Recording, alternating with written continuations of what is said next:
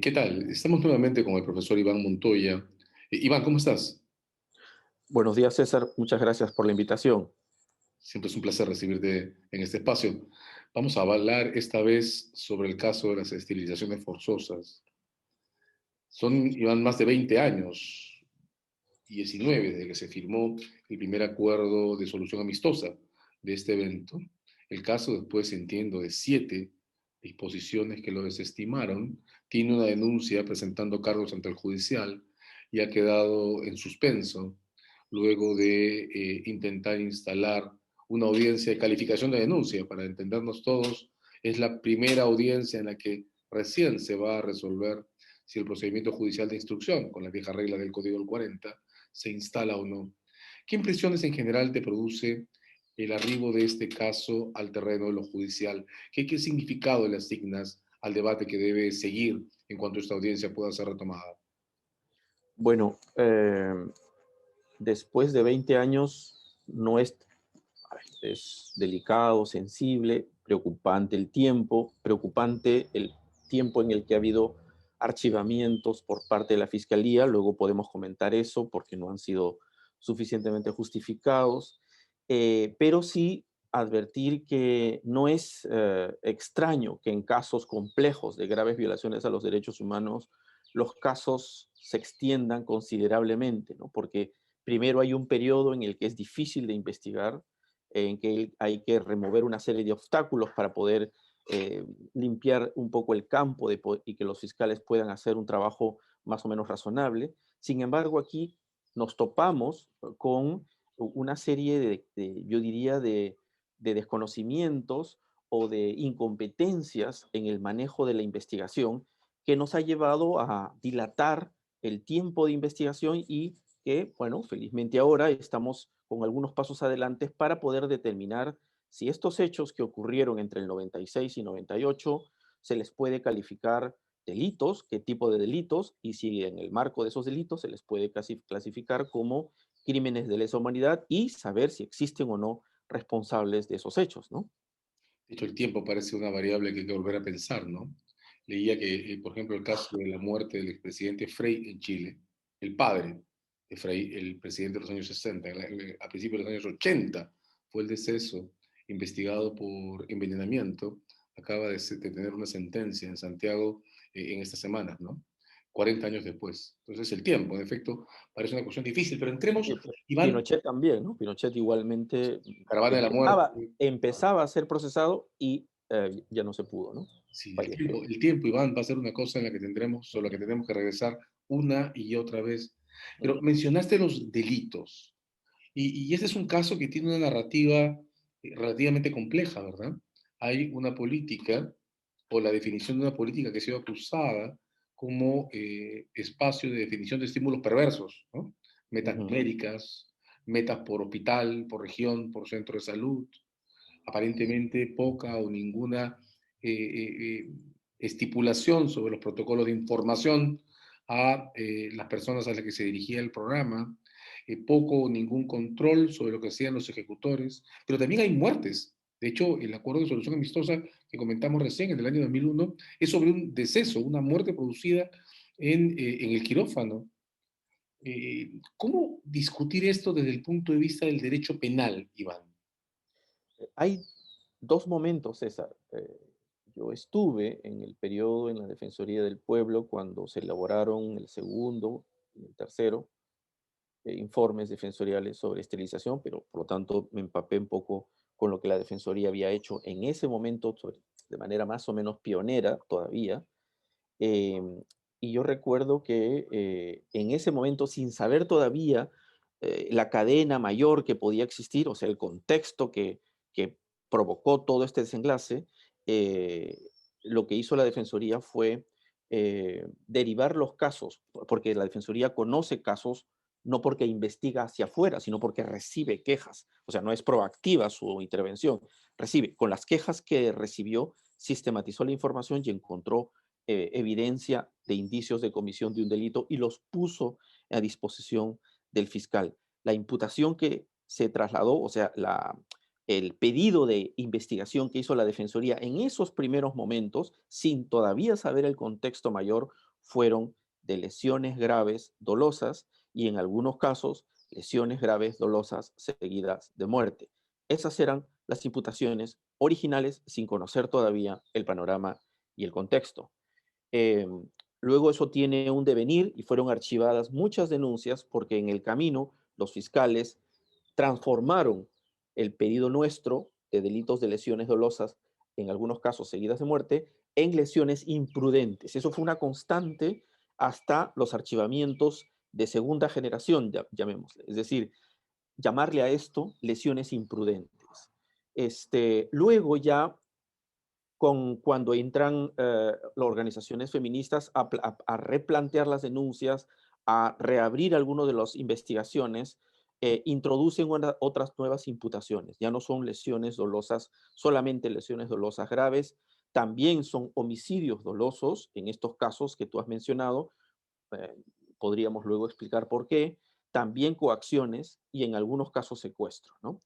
Todos esos son los delitos comunes eh, propios del Código Penal que fueron al final incorporándose para la investigación de los casos. En primer momento con los médicos directamente involucrados y en un segundo momento con la intervención de las organizaciones feministas, la imputación hacia arriba, hacia los que diseñaron esta política, una política obsesivamente privilegiando este método quirúrgico de esterilización que determinó muchas prácticas en las que estas no estuvieron acordes con el consentimiento válido de las pacientes, ¿no?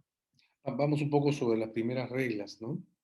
Eh, ¿Cómo describir esta decisión que has mencionado de utilizar las reglas de lesiones imprudentes en una intervención que tiene por objeto producir una esterilización por ligadura? ¿Tiene algún sentido? ¿Cómo puedes explicar Eso, eso? esto fue una de mis mayores batallas en varios textos en un texto que escribí, en un amicus que luego también hice por la segunda tanda de archivamientos. Siempre me pregunté y leía y releía los fragmentos de las resoluciones fiscales de archivamiento de por qué archivaban. Claro, porque al decir que eran lesiones negligentes, rápidamente ganaban la prescripción y archivaban, ¿no? Eso era la consecuencia más lógica. ¿Y cuál era la razón por llamarle a esto lesiones imprudentes? Decía que el delito de lesiones requería un animus vulnerandi, esta cosa del animus vulnerandi que ya no nos enseñan en ninguna parte. Entonces, este tipo de absurdos, es decir, como tú bien lo dices, eran médicos, sabían lo que estaban haciendo, sabían que estaban ligando las trompas a una mujer, sabían que las consecuencias es que estaban determinando que no pudieran volver a procrear, es decir, suprimiendo una función importante. Lo hacían con conciencia, y si tú quieres con dolo viejo, el dolo más tradicional, con conocimiento y voluntad, si ustedes quieren, dolo que yo ya no manejo, pero con cualquier concepto de dolo, desde el finalismo para el más moderno, eso era dolo. Es más, eso yo lo pregunto constantemente en mis clases de teoría del delito con los alumnos de primer ciclo y luego de explicar el dolo digo, doy este caso y digo, esto es, ¿qué creen que es este tipo de lesiones? Todo el mundo dice dolosa. Entonces yo no entendía hasta ahora por qué la fiscalía insistía en que esto es delito de lesiones dolosas. Tengo dos alternativas. Uno, tienen una concepción causal del dolo, algo que me parece raro, que hayan sido formados en el causalismo, o mala fe o ciertos temores al poder, ¿no? Entonces, van por lo más fácil, Por, digamos. por, por todo lo causal te refieres a la posibilidad de entenderlo como un elemento de la culpabilidad y no de Sí. los descriptores del tipo de conducta, ¿no? O Ahora, sea, lo hicieron con conciencia de lo que sabían, pero querían hacerle bien a las madres, a las sin señoras, a querer las violar que la ley. violaron. Sí, Y en eso acabas de mencionar una clave importante, ¿no? Porque en ese tipo de discurso posiblemente puede encontrarse además una invisibilización del evento esterilización, guión, inhabilitación funcional de la fertilidad en sociedades andinas, como un evento neutro. O sea, de alguna manera, supongo que en un discurso que pretende que eso solo puede ser lesiones culposas, el objeto de la lesión o el evento llamado lesión no es la ligadura, sino alguna complicación a la salud posterior, como una infracción, una amputación o algo parecido. O sea, la invisibilización de esa línea de revisión es absoluta. Sí, yo diría hasta más, ¿no? No solo que está invisibilizada y la ven como una operación técnica y que solo advierte un peligro cuando hay una complicación con riesgo letal.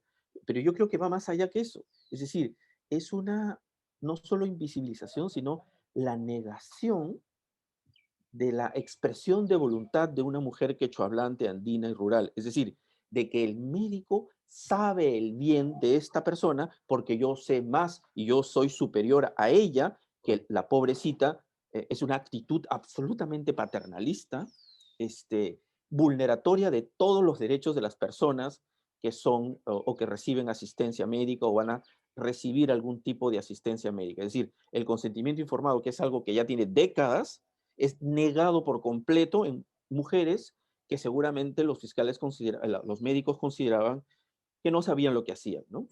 Claro, y para decirlo en términos muy planos, si algo diferencia una lesión de una intervención quirúrgica es el consentimiento informado. Si no hay Exactamente, consentimiento informado, una exactamente, intervención exactamente. sobre el cuerpo de una persona no deseada es una lesión y punto, ¿verdad? Es doloroso. Ahora, entiendo que la discusión sobre secuestros tiene que ver con un grupo de testimonios en particular que describen ya no solo la inducción a llegar a los centros de intervención, sino una clausura física, una retención física de las destinatarias del programa dentro del centro de detención, ¿no? He leído algunos testimonios que hacen referencia a puertas cerradas, a prohibición de salir y cosas de ese tipo. ¿Es esto así? ¿El secuestro se refiere a eventos de retención física? Sí, hay algunos extremos de algunos casos en los que efectivamente se describe y se narra que evidentemente llegaron por una suerte de consulta o llegaron por, digamos, simplemente evaluar la posibilidad de qué pasa con su cuarto hijo, la embarazada o no, o por ver, evaluar si algún tipo de método anticonceptivo pueden hacer, pero luego hay como una suerte de sucesión de episodios que terminan, digamos, con una sedación, una intervención quirúrgica, lo que es impedimento de salida del lugar, a pesar de que ella muestra sus dudas o su negativa a poder ser intervenida, a esperar un plazo mayor.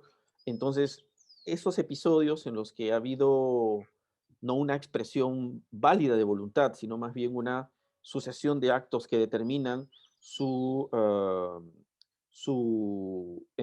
digamos, Retención. su retención en un centro hospitalario por 2, 3 días hasta que efectivamente se produce la intervención, ha llevado probablemente a esa calificación de secuestro en esa dimensión, ¿no? ¿Y No cómo son muchos, ¿no? Pero sí, sí se, los han calificado. y cómo se construye, Iván, el evento que lleva a la calificación de esta historia como coacciones? Las coacciones están implícitas, luego se explicitan en las denuncias, pero estaban antes implícitas en, en la forma como son eh, conminadas para poder asistir a los centros de atención para que puedan ser revisadas y luego sometidas a una práctica quirúrgica o en este caso, la esterilización involuntaria. Es decir, los métodos, y hay como 3 tipos de mecanismos que se usaron de estilo combinatorio, ¿no? Coactivo, que es importantísimo, porque no solo es la imputación por coacción, sino que sirve también para poder luego dilucidar por qué los fiscales rechazaron rechazaron aquí la imputación de que se trataba de precisamente esterilizaciones no consentidas. O sea, el no consentimiento está en directa relación con con la evidencia o no, por parte de los fiscales, de actos de coacción o no. Uno, los temas, por ejemplo, de amenaza, repito, tu público tiene que entender que no se trata de cualquier persona. Generalmente donde estuvo la incidencia mayor y donde nace la denuncia son mujeres, quechohablantes, andinas, rurales, pobres. Tenemos que tener esas características. El Perú no es Lima solamente, no son las mujeres de Lima solamente. Entonces, bajo ese contexto, llegan 2 personas con bata blanca, suben a los caseríos y tocan la puerta y le dice, señora, si usted no baja acá al centro, ¿cuántos hijos tiene? Si no se somete a la esterilización, se le va a imponer una multa que el gobierno ha establecido. Dos, no va a recibir la limitación del programa alimentario que usted recibe. Tres, esto será, si usted no se somete, esto se configura como un delito y usted o su marido van a ir presos. Tres tipos de coacciones para que ellas bajen y puedan ser allí, digamos, se les haga firmar cualquier documentación y acepten, evidentemente, bajo ese contexto coactivo, acepten la práctica de esterilización. Esa es la imputación por coacción. ¿Y por qué es importantísima? Para terminar esta parte, porque los fiscales en sus dos archivamientos, sobre todo el segundo que quedó groseramente más explícito, dijo que no tenía la suficiente contundencia para doblegar la voluntad de las víctimas. O sea, no tenía la suficiente coercibilidad, no era, es decir, como si no fuese una amenaza grave. Yo creo que estaba pensando probablemente en mujeres costeñas, informadas, digamos, con empoderamiento, qué sé yo, en la que probablemente no crean ese tipo de amenazas. Pero una mujer, reitero, quechohablante, andina, que un sujeto de bata blanca, acompañado probablemente de un sujeto de seguridad, le diga esto, por supuesto que lo va a creer. Y por supuesto que es suficientemente coactivo, ¿no? O sea, creo que hay que ubicar los contextos. Eso es, por eso se desmoronan mucho los casos en dos oportunidades, ¿no? Es importante que marques la relevancia de los contextos para definir el sentido de los elementos normativos de los delitos, ¿verdad? Porque de varias maneras, por ejemplo, en una sociedad andina hay muchas mujeres del Cusco, hay de Ayacucho y Huánuco también, pero el Cusco tiene una incidencia muy alta en este caso. eh, Sigue una tradición en la que la bata blanca es un símbolo subsidiario de autoridad. Ujú, ujú. No es no es una autoridad estable, local, sino una autoridad que viene de fuera, ¿no? Y eso ya encierra una vocación coercitiva que no se puede pasar por alto. Ahora, en general, recojamos todos esos elementos que has descrito, Iván, lesiones evidentemente dolorosas, desde incluso la teoría del dolo neutro, digamos, indiscutibles, por la invisibilización o por el ataque sobre las ligaduras, que está invisibilizado en esta teoría de la imprudencia, homicidios culposos, coacciones y secuestros. Un caso con un fuerte componente testimonial expresado en cifras. Ahora, no es un caso como el de un disparo sobre el cuerpo de una persona, un periodista recorriendo una calle en alguna zona de Ayacucho.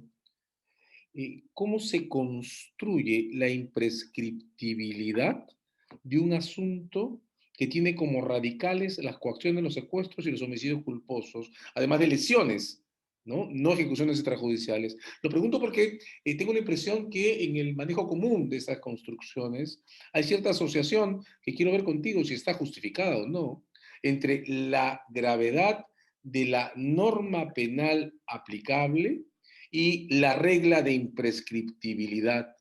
De modo que quiero repasar contigo si tiene sentido que alguien pretenda que como estas no son ejecuciones extrajudiciales y como que este plan no fue diseñado para matar directamente a mujeres, entonces las reglas de imprescriptibilidad no le deberían corresponder. ¿Qué impresión tienes sobre este tema?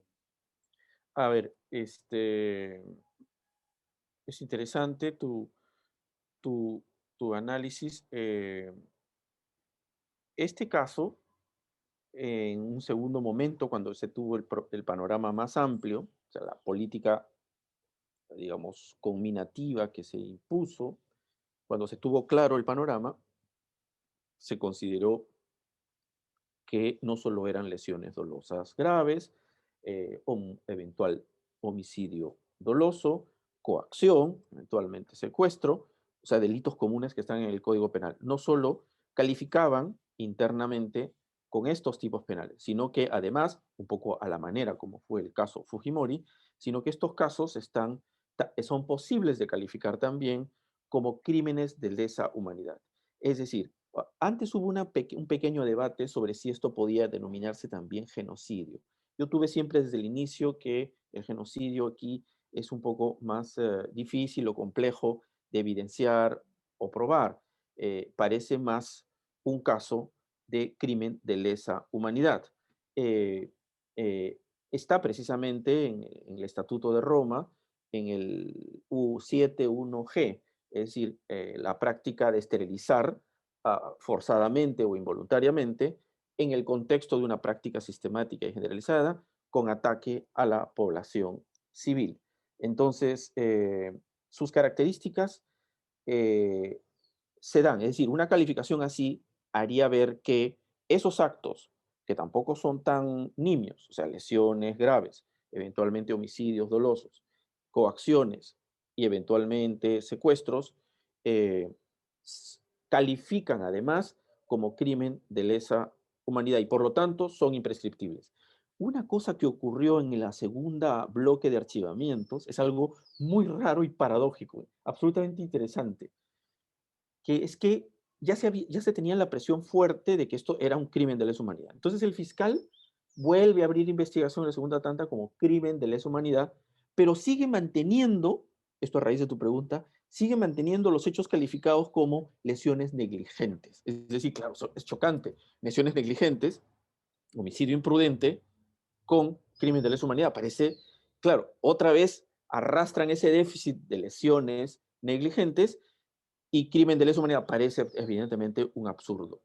Eh, pero una vez que uno corrige esa calificación y nos señala que estamos ante lesiones graves dolosas, eventualmente homicidios dolosos, aunque sea un dolo eventual, como le llamamos tradicionalmente, coacciones y eventualmente algún secuestro, sí evidentemente permite entrar en coherencia con una posible calificación de un crimen de lesa humanidad, que es lo que se ha estado trabajando. Ahora, los elementos se dan, eso es posible, eso es necesario trabajar un poco, ¿no? Que hay población civil afectada en un número importante, sí, que es parte de una política, o en todo caso, el propio estatuto dice, la política no solo se expresa en una orden de, se explica también en una tolerancia consciente de que efectivamente esto se está llevando a cabo, ¿no? Y lo que podríamos llamar el acto también está calificado en el estatuto, las esterilizaciones en sí mismas involuntarias, ¿no? Práctica sistemática o generalizada, digamos sistemática, viene de una política, y acá viene un poco lo que seguramente será motivo para comentario adicional, es decir, eh, el limbo entre dilucidar, pero si se trataba de una política de control de la natalidad, ¿cómo puede eso llevarse a una finalidad de un crimen de lesa humanidad? Ese es el limbo. Pero digamos, dejemos de lado los discursos que están en las normas y volquémonos un poco en la realidad. Y ahí están fuertemente testimonial, como tú dices, sí, hay testimonios directos, claros, contundentes. Alguna fiscal lo dijo, que había testimonios contundentes. No solo de las víctimas, hay testimonios, al menos yo recuerdo, de dos médicos que estuvieron en las intervenciones y reconocieron evidentemente las conminaciones vinculadas, que venían del más alto nivel, vinculadas al cumplimiento de metas, ¿no? Las metas no están mal. El problema es cuando te conminan a cumplir las metas a costa, a cualquier costa. Hay casos que se presentaron en que las enfermeras o las médicos no lograban la meta y ellas mismas se auto esterilizaban, digamos, un poco para cumplir la meta. ¿La amenaza cuál era? La amenaza era que no los volvían a contratar, ¿no? Un médico, digamos, que no lo vuelven a contratar en un periodo de crisis laboral, es una fuerte presión, un poco para cumplir metas. Pero también hay, evidentemente, reuniones que han habido entre directores de regiones de salud, directamente con el ministro de Salud y con el propio presidente en su momento. O sea, hay en las que se explica y se rinde cuentas de cómo va avanzando esto. Entonces, hay toda una necesidad de probar, evidentemente, cuán combinatorio vino desde la cúpula el cumplimiento de metas combinativos, que llevó a que casi de manera necesaria tuvieran que implementar métodos coactivos para poder esterilizar a personas, sobre todo las más vulnerables. Es decir, necesitamos evidenciar esa cadena para saber si efectivamente podemos no solo responsabilizar a los médicos, sino a los que desde arriba dirigieron sin tener en consideración evidentemente los episodios que se iban a dar, más bien asumiéndolos de manera más o menos eventual, asumiéndolas como posibles actos, evidentemente, de una serie de ligaduras de trompas no consentidas, ¿no? Estás hablando de un caso entonces de estímulos perversos mezclado con falta de controles y eventualmente con eventos que habrá que reconstruir de no evitación, ¿verdad? No, no, De no, no evitación. no está completamente documentado si hay o no testimonios, no lo he encontrado, te lo pregunto, de enfermeras o médicos que cuenten haber denunciado lo que estaba pasando y haber sido sancionados o separados o bloqueados en esa línea de denuncia por haberlo hecho. Si hay, es evidente, testimonios, están documentados, muy publicados, de médicos que cuentan cómo recibían el sentido de las instrucciones que tenían, ¿no? Mm. Y las metas. Ahora, si esto llega entonces a debate en esos términos, Iván, ¿ante qué estamos? ¿Es un caso de ceguera voluntaria? ¿Es un caso de omisión de evitamiento de los resultados? ¿Es un caso de dolo eventual? ¿Cómo construimos, si se confirman esos elementos que has descrito, la responsabilidad de los superiores en un caso que se estructura sobre la definición de políticas que tienen estos elementos o que tendrían estos elementos si se confirman en debate? Mire, mira, César, si se hace un poco lo que se hizo con Fujimori en los casos eh, en los cuales fue condenado por violaciones graves a los derechos humanos, tendríamos que construir más o menos lo siguiente y ver si evidentemente eso se puede evidenciar. Uno, ¿qué se hizo antes? ¿Qué se hizo durante? ¿Y qué se hizo después? ¿No? Sobre todo, en este caso interesa más el qué se hizo antes y el qué se hizo el durante. ¿Qué se hizo antes? Desde la cúpula se removieron los métodos anticonceptivos, o sea, se introdujo, se aprobó con la mayoría parlamentaria oficialista, digamos, el método de esterilización como un método de control de natalidad. No lo estaba, se lo aprobó. No está mal, pero quiero que lo veamos todo en contexto, ¿no? Se aprueba, inmediatamente se pone en marcha, se nota claramente que toda la política de salud era la concentración en ese método, parecía ser que era el único que existía. De verdad, entonces la obligación del Estado es ofrecer todos los métodos y decirle a las Diarios. usuarias, tienes esta alternativa. No, acá fue una concentración enorme en un método. Entonces cambias las normas e introduces un método. Lo centralizas, lo concentras, digamos, lo esencializas prácticamente, invisibilizas el resto. Luego estableces metas, convocas constantemente a los directores de regionales de salud y les dices que tienen que cumplir esas metas. Acá viene la necesidad de evidenciar, eh, digamos, la posibilidad de amenazas, esto habría que evidenciar hay, digo, dos testimonios, que si no cumplen las metas, no te renovamos el contrato, si no cumples las metas, te despedimos.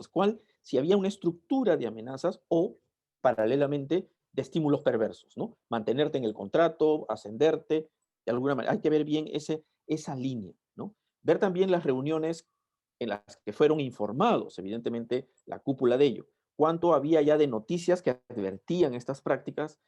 ¿Cuántos médicos ya advertían a sus superiores, directores regionales, que se estaban produciendo ese tipo de, entre comillas, excesos? Y eh,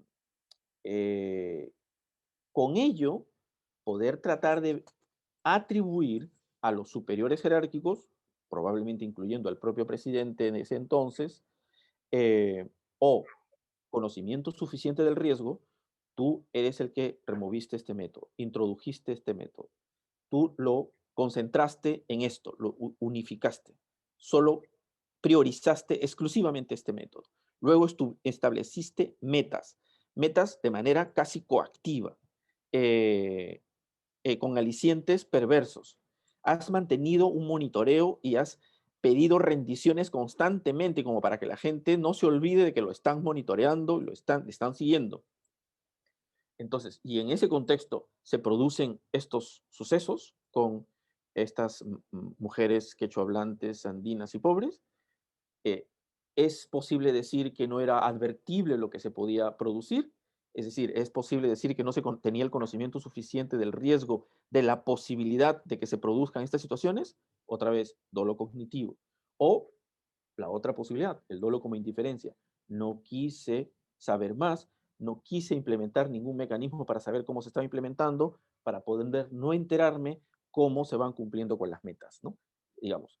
Eso ya depende de cómo el fiscal afine esto o cómo la parte civil también proponga eh, la atribución al dolo de los superiores en este caso, ¿no? Gracias, Iván. Desgarra que tengamos este debate tantos años después. Mm, Pero mm. el tiempo es algo sobre lo que sin duda regresaremos y tendremos mucho más que revisar. Ha sido con nosotros Iván Montoya, hablando sobre estilizaciones forzadas, una discusión que está recién comenzando. Iván, hasta la próxima.